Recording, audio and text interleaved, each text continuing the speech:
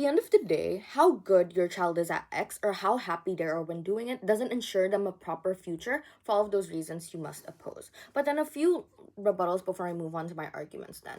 Firstly, on their case on like, oh, how lucrative fields are hard to get into and the demand isn't always there. I have three responses to this. I think that firstly, this harm is symmetric and it's going to be worse under your side because A, non-lucrative fields are generally more elitist. I will elaborate this later on. But then B, there is no clear pathway to actually succeed as a musician, for example, or like as a Bahasa Jawa teacher, because these jobs are generally more abstract and that there's no clear pathway in order for you to attain these careers anyways, right? But then here's the flip. Exactly due to its unconventional nature, these jobs are generally informal, right? Or like these jobs are generally not that popular, meaning that you're probably going to get less worker protections under your side since these jobs don't have the same societal emphasis that they do in comparison to other jobs in the status quo, which means it's going to be easier for your employer to, for example, not pay you or like not give you certain worker benefits that at the end of the day they can hide behind the fact that, oh, you're not signed by a contract, oh, I have no legal obligation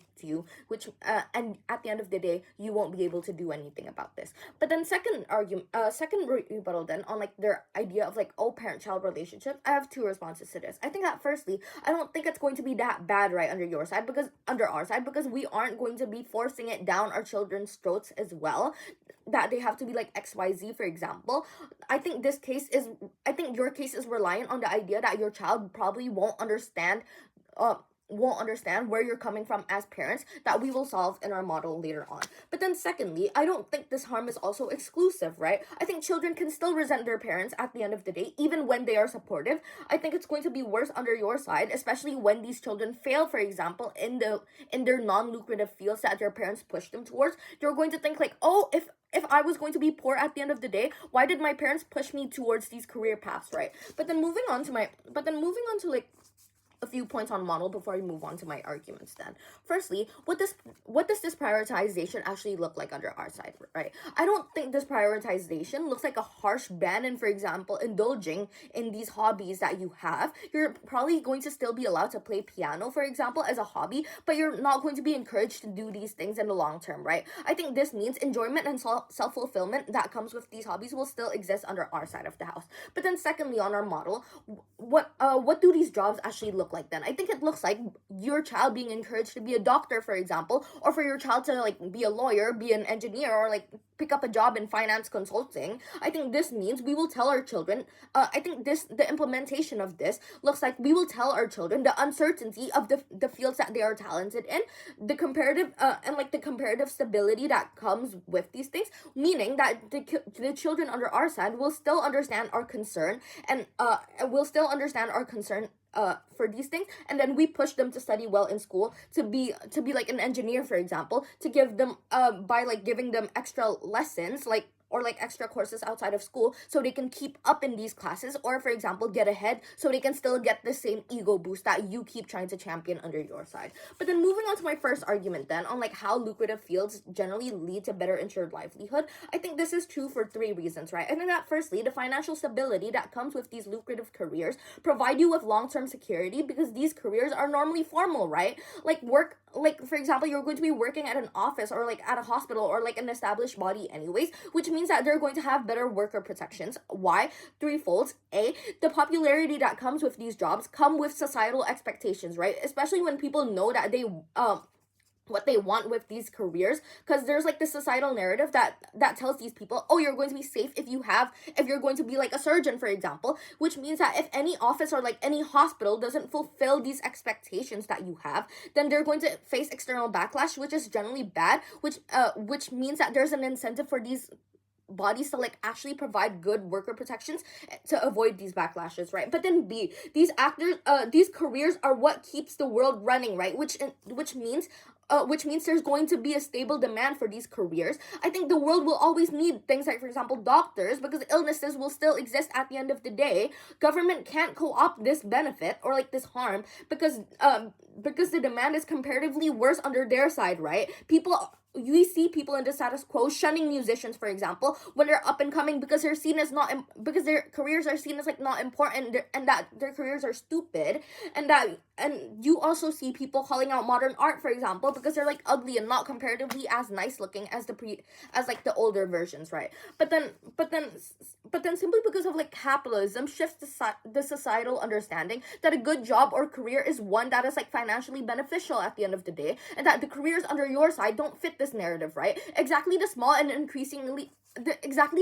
like the increasingly small demand of these jobs means that the supply will overflow under your side. You can't ensure your child getting a proper career under your side as well. But then second layer here, I think that non-lucrative fields are very volatile and saturated, right?